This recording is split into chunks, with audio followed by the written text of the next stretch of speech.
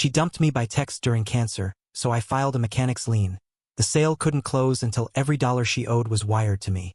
Don't forget to like and subscribe, and ring the bell so you never miss a story. I was fine yesterday, a fiancé with a plan.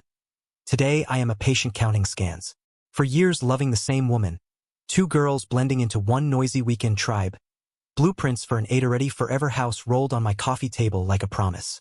Then a biopsy said stomach cancer, and my phone lit up with the message that amputated the life I thought I had.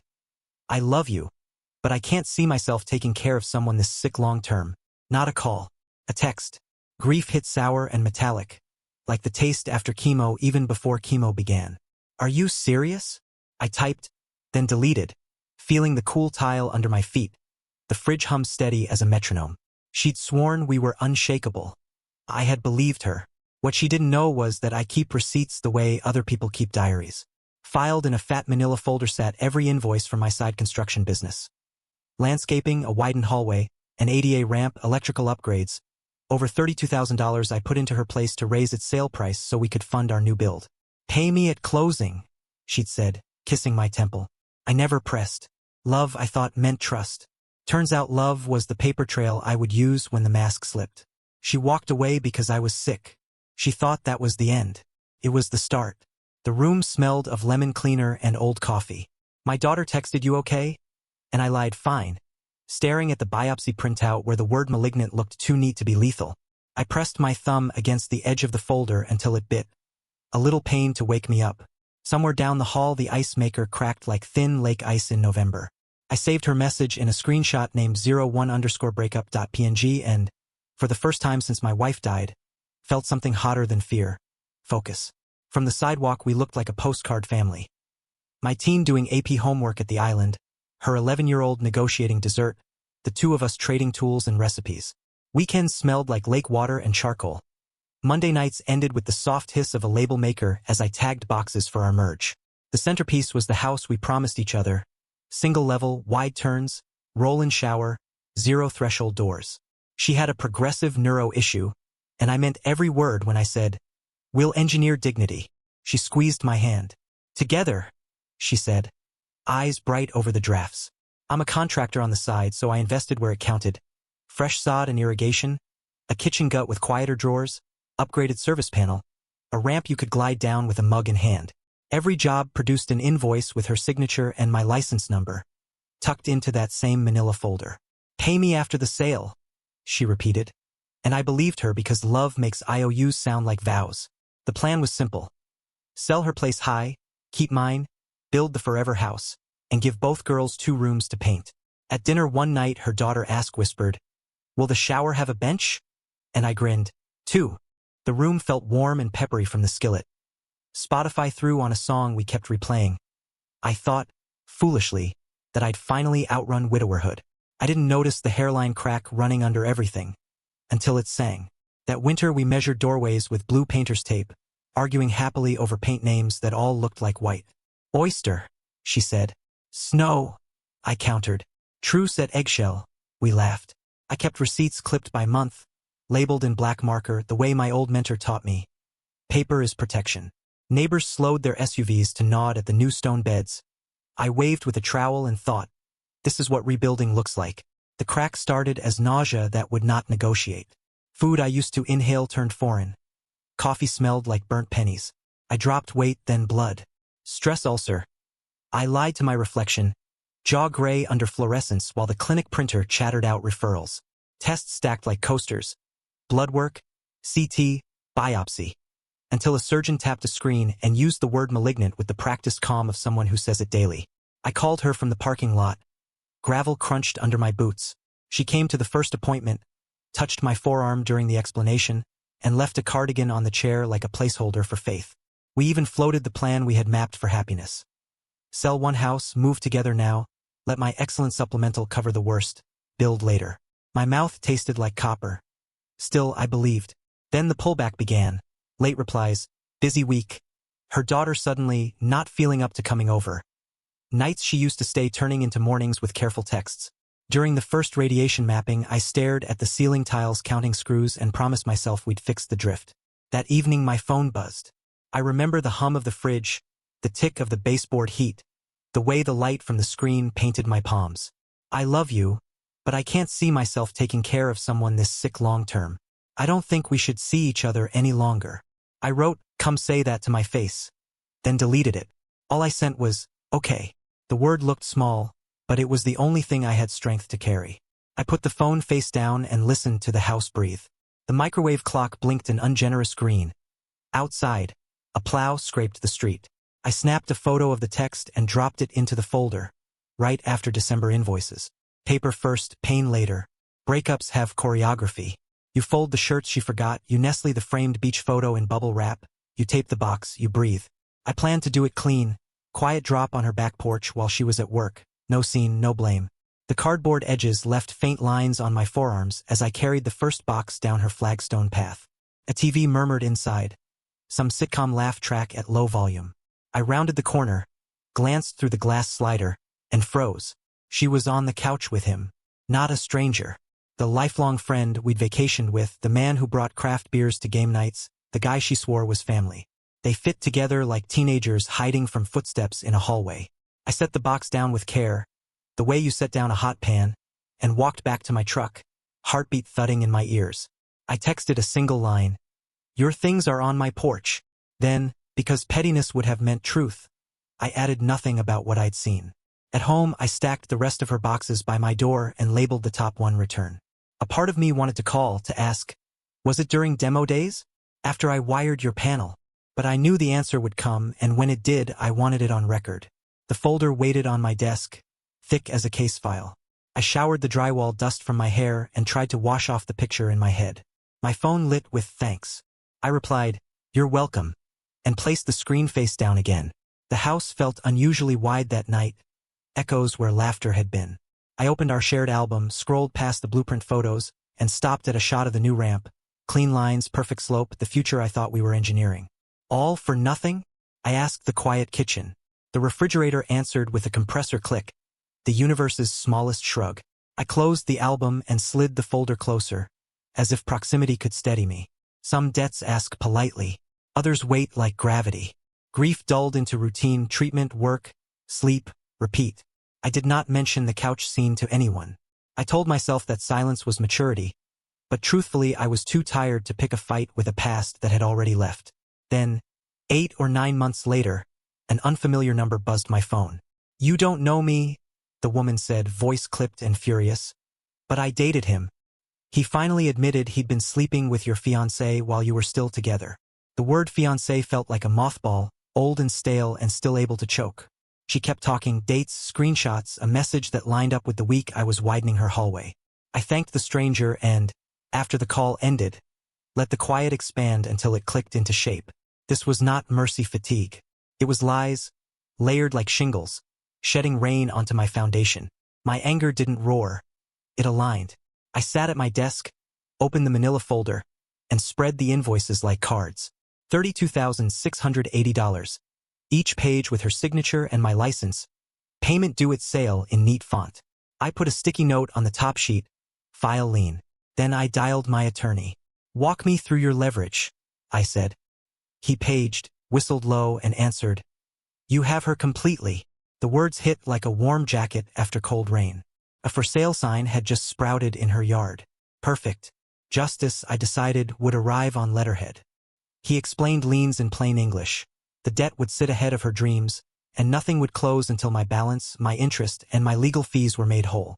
I printed the packet and felt the paper warm under the laser drum, crisp edges snapping as they stacked. I signed where flags told me to sign. "This isn't revenge," I told the empty room.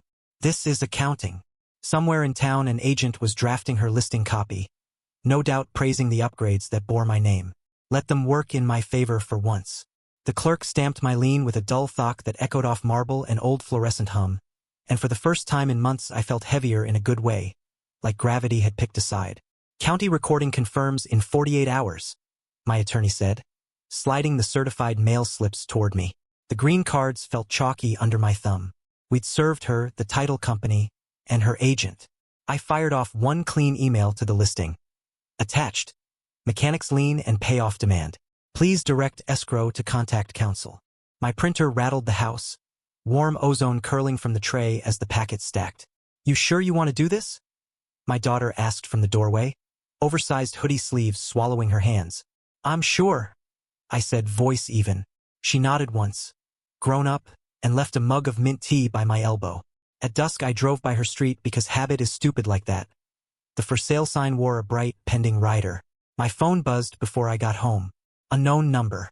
Then her name surfaced from muscle memory. I let it ring twice longer than politeness, then answered. "We need to talk," she said, breath short. TV laughter tinny in the background. Title says something's wrong. I exhaled slowly so anger wouldn't ride shotgun. "Nothing's wrong," I said. "Something's recorded." Silence, a long dry leaf.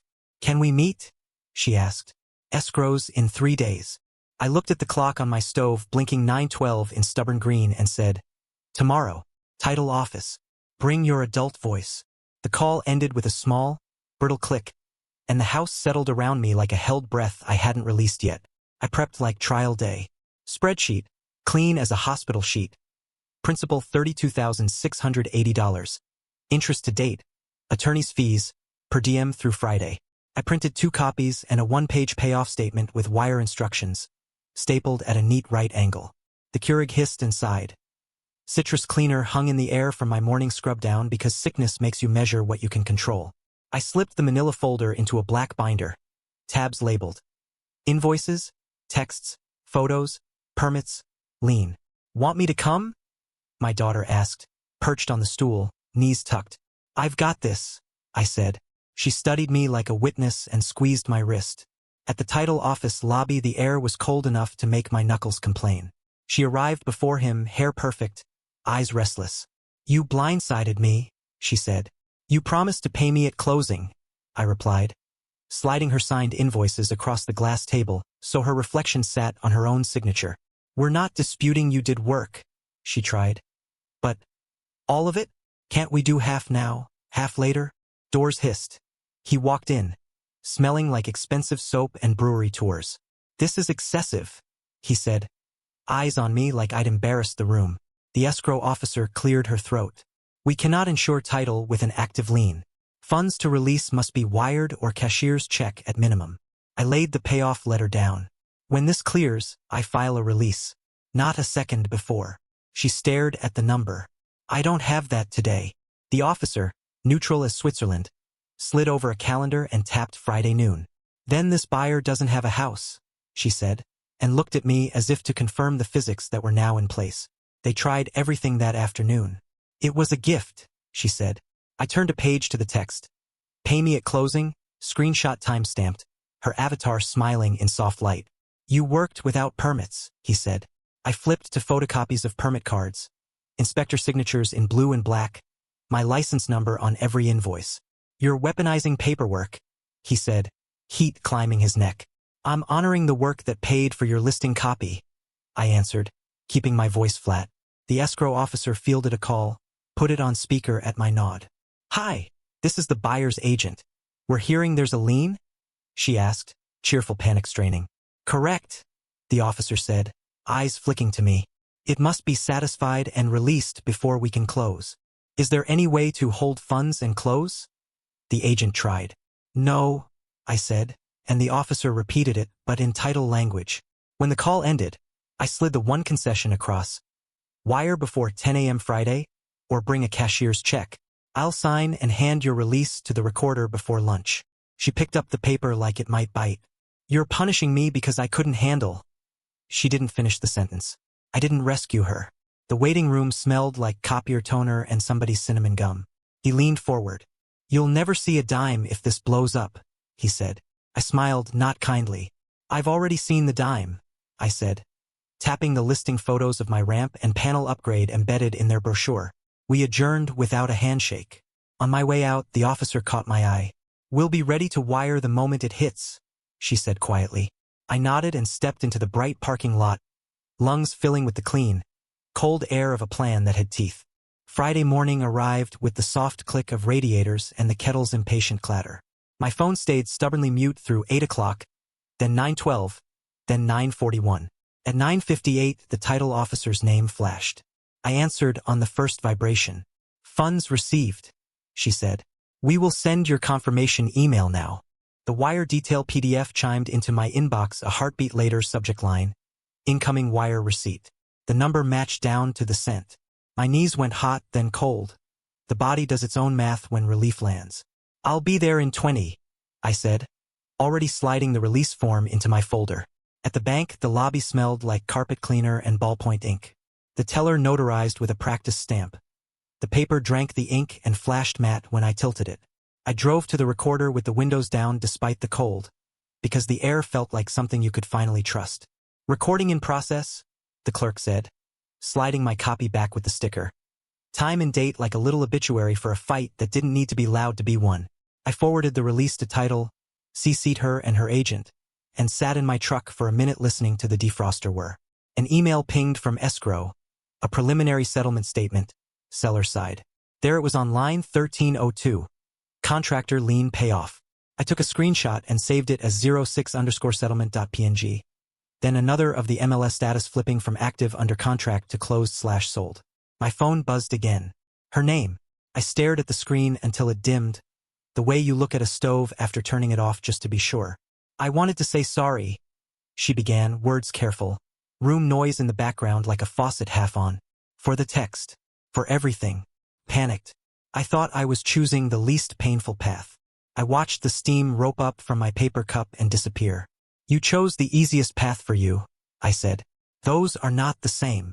She swallowed. Are you okay? I mean, with treatment. The question landed like a coin dropped in a well. I'm moving forward, I said. My daughter and I are good. The house is warm. The work I did for you is paid. She let out a breath that trembled. If you ever need, she started, and I saved us both. I'll handle it, I said. In the weeks after, news traveled on its own dumb feet. A neighbor mentioned they'd rented a smaller place closer to his office. I saw his old pickup on Marketplace, that dented rear panel unmistakable. A caption about new baby on the way, which told me more than I needed. The ramp I built stayed in her listing photos for a while, a clean slope to a door I no longer walked through. My surgeon's office smelled like antiseptic and optimism. The nurse's hands were dry and kind. At night the house sounded like it used to. Furnace low, fridge polite, my daughter's laughter through her door when a show got the joke right. On my desk, the manila folder sat thinner by one insistence. Paid. I slid it into a drawer and closed it until the latch clicked, a small, satisfying sound that carried through the room like a period landing exactly where it belongs. Some debts are money and some are lessons. Mine came printed in laser toner and stamped at the county counter. Keep receipts, believe actions, and remember that real love does not flinch when life stops being convenient. I tell my kid that boundaries are the shape of the kindness you'll survive to give. I tell myself that sickness did not make me less. It shook loose what couldn't hold. Would you have filed the lien, or let it go and eat the loss? Tell me in the comments. And if the story hit home, like the video, subscribe for more, and ring the bell so you never miss what comes next.